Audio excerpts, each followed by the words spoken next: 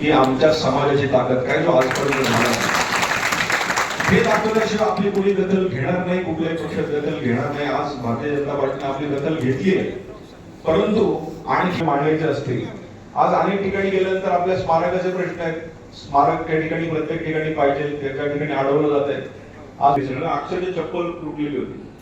म्हटले बाबा तू माझ्या मुलासारखा आहे, पण माझी एकच मागणी आहे. मी म्हटलं आता हे काहीतरी निधी मागतील, काहीतरी मागतील. म्हटले नाही रे, म्हटले अण्णा भाऊंना महाराज रत्न कपडे ठीक नाही, चप्पल नीट नाही, तो माणूस शकतो. म्हणजे ही भावना आपल्या समाजामध्ये विधान परिषद मिळाली असेल तर त्यांची सगळी आपण सगळे अण्णा काम करणं हे माझं आद्य कर्तव्य आहे.